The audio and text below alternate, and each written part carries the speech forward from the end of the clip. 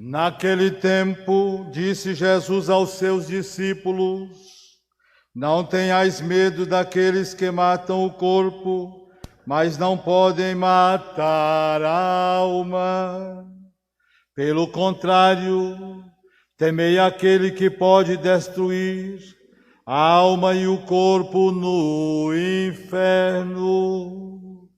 Não se vendem 2 pardais por algumas moedas. No entanto, nenhum deles cai no chão sem o consentimento do vosso Pai. Quanto a vós, até os cabelos da cabeça estão todos contados. Não tenhais medo, vós valeis mais do que muitos pardais. Portanto, todo aquele que se declarar a meu favor diante dos homens, também eu me declararei em favor dele diante do meu Pai que está nos céus. Aquele, porém, que me negar diante dos homens, também eu o negarei diante do meu Pai que está nos céus. Palavra da salvação. Glória a vós, Senhor.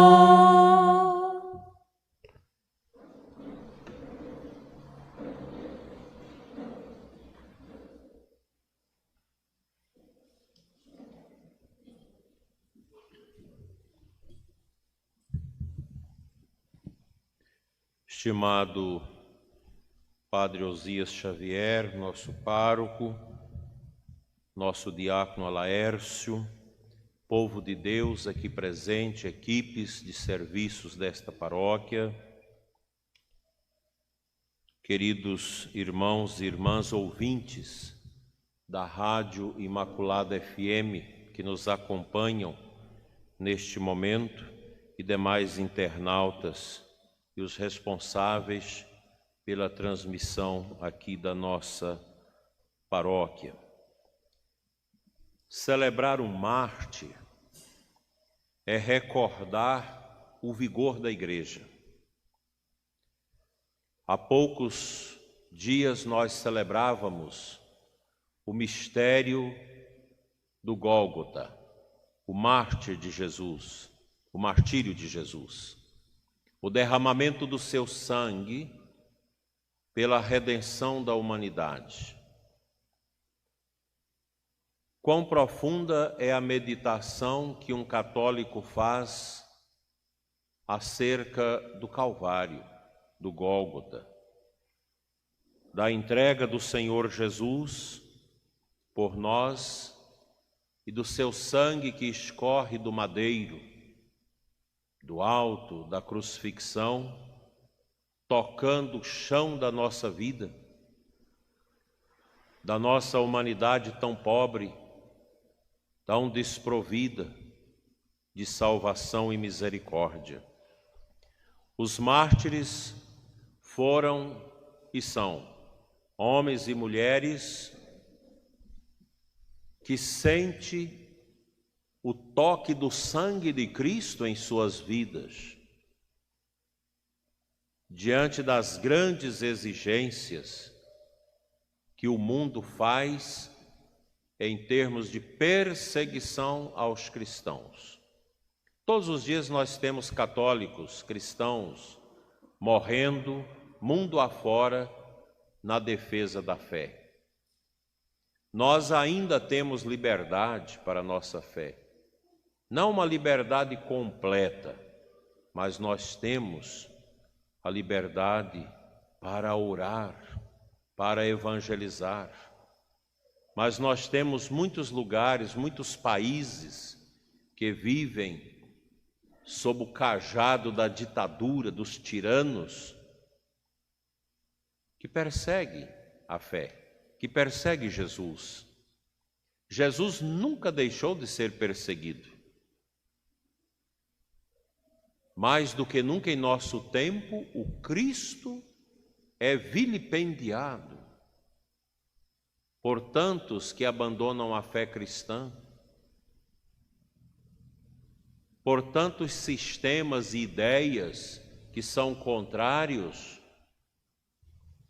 ao santo Evangelho de Jesus. E os mártires são homens e mulheres que hostilizam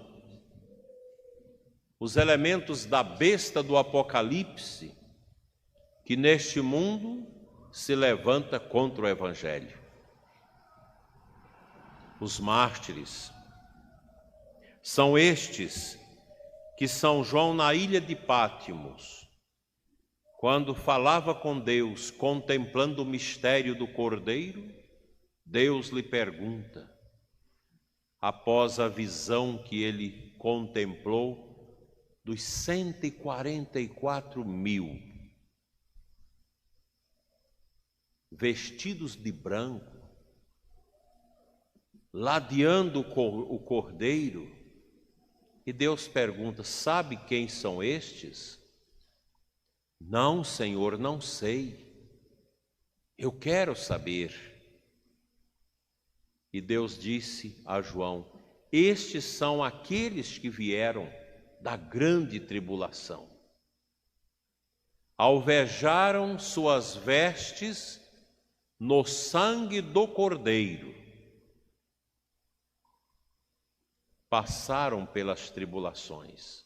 Nós vivemos neste momento uma grande tribulação, que é esta crise sanitária produzida pela peste, que traz instabilidade, medo, sofrimento, desemprego, mortes, angústias, incertezas, quebradeira econômica. Nós temos um contexto de sofrimento, é uma tribulação que nós estamos vivendo. E o que Deus espera de nós, cristãos? Que nós não tenhamos medo, como o próprio Jesus fala para nós no Evangelho de hoje, não tenhas medo. O cristão não afasta da tribulação.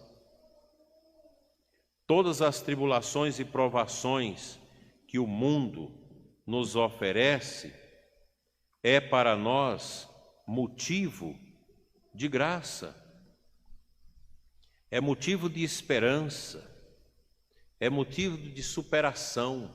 Nós cristãos não colocamos a nossa esperança e a nossa realização neste mundo, meus irmãos.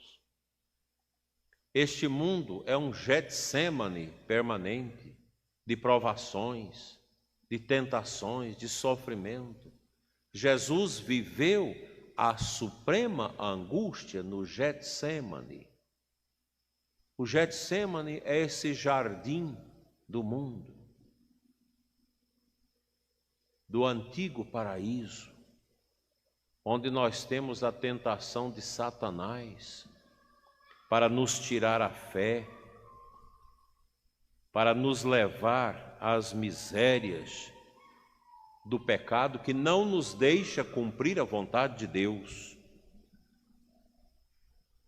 Quantos atrapalhos nós temos escutado das pessoas nesses tempos? Dificuldades internas, pessoas com abalos psicológicos, porque o Brasil é o país onde o povo é mais ansioso no mundo. Então, muita ansiedade, muita angústia, gente com depressão, com medo, vivendo mal dentro de casa, as crianças ansiosas porque não tem escola presencial, os professores angustiados que já não aguentam mais essas aulas virtuais. Nós não podemos viver o cristianismo e a nossa fé também assim, longe. Nós precisamos do calor de uns dos outros, nós precisamos da comunidade para vivenciar a nossa fé. Quantos lugares, mundo afora, que as nossas igrejas foram ostensivamente perseguidas pelas autoridades. E Jesus fala para nós, não precisa ter medo.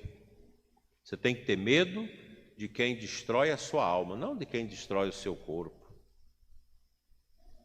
Todos os cristãos precisam, a exemplo de Santo Expedito, estar de pé, na coragem de entregar a vida, se assim for preciso, na defesa da fé. Quanta gente mole nos nossos tempos, que já não quer mais viver o seu batismo, com medo, ficando em casa. Tem gente aqui em Formosa, gente da frente da igreja, que desde o ano passado não vai mais à igreja, mas vai no banco, mas vai em festa, mas não vai à igreja com medo do vírus. Nós temos que ter o cuidado, como aqui estamos tendo, de maneira muito razoável. Mas nós não podemos ser escravos do medo, gente.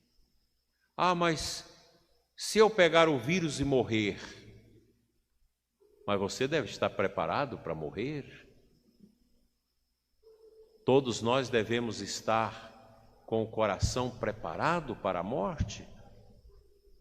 Nós não precisamos ter medo dessa morte que mata o corpo.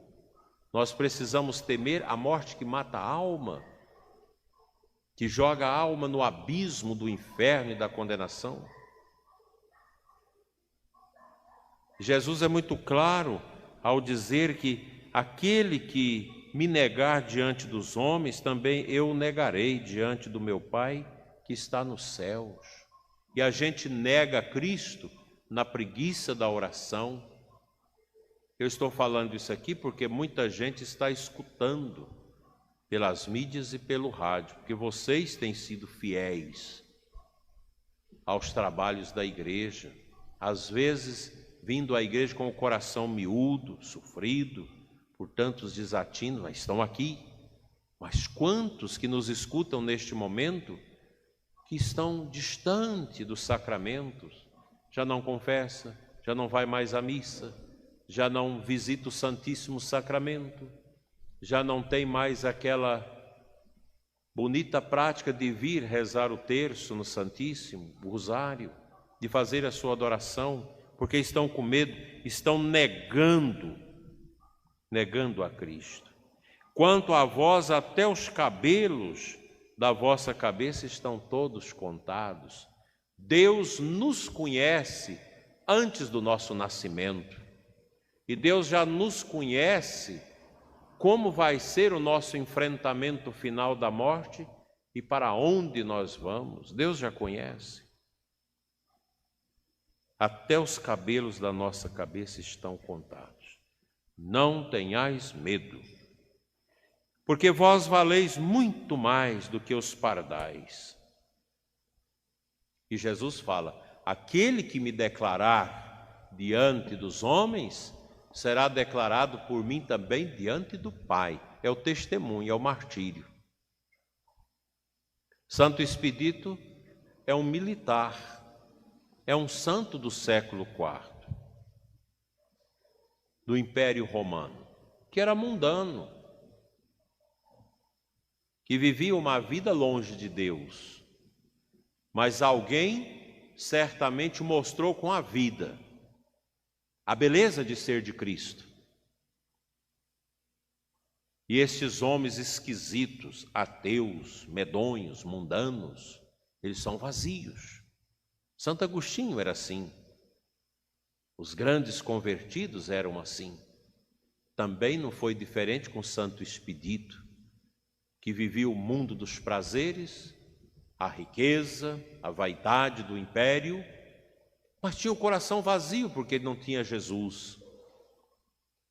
E certamente vendo alguns convertidos, escutando alguns que anunciaram a vitória de Jesus para ele, mostrando que o reino de Cristo é maior do que o reino do imperador de Roma, de Diocleciano,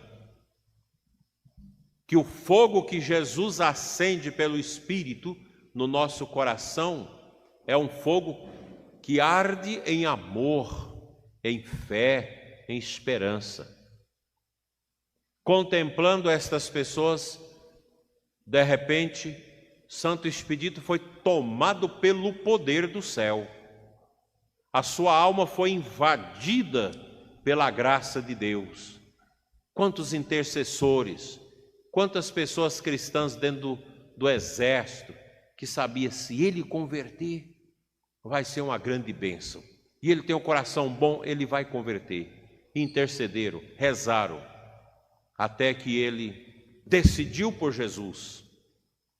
E foi quando o diabo aparece para ele na figura do corvo. Cras, cras, cras. Deixa para amanhã, deixa para amanhã. E o santo toma a cruz e a levanta e diz: ode, é hoje. Por isso ele é o santo das causas rápidas, das causas urgentes. Porque quando o Santo Expedito experimentou o poder de Deus na sua vida, ele não titubeou. É agora, eu não posso adiar a minha conversão. Tem gente que diz: eu vou deixar para converter quando eu for velho. Vou aproveitar os prazeres do mundo. Vou aproveitar a carne. Vou me deliciar nos prazeres deste mundo. E quando eu estiver velho, quando o meu corpo já não querer mais os prazeres, então vou me converter. Coitado, pode morrer hoje e a alma chafurdar-se na escuridão, no abismo da condenação. É interessante que este corvo, que grita atrás de Santo Expedito para ele adiar a conversão, e Santo Expedito logo percebeu que era o demônio, no filme do Mel Gibson, o filme da Paixão,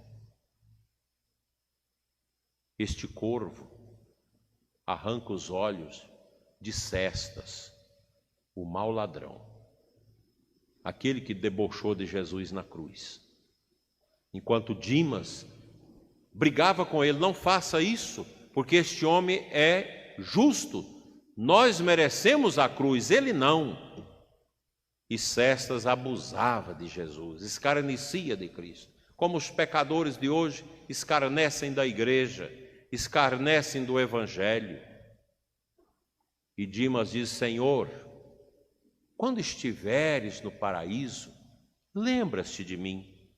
E Jesus, já com a sua voz tão embaraçada, diz: hoje mesmo estarás comigo no paraíso. E vem o corvo e arranca os olhos de Cestas. O demônio rouba tudo, rouba até a nossa visão. O demônio não tem nada de bom na sua essência. O demônio é a encarnação do mal. Ele move os corações carnais.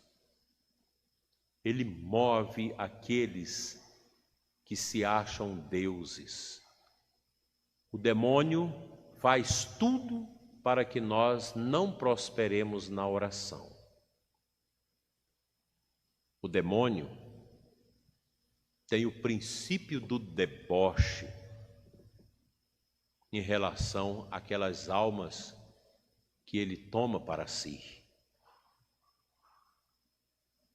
Se Santo Expedito tivesse escutado o corvo, que era o próprio demônio, deixa para amanhã, e não tivesse convertido, na hora da morte Satanás estaria diante dele, dando as gargalhadas satânicas e debochadas, como o demônio faz para todas as pessoas que cedem às suas misérias e tentações.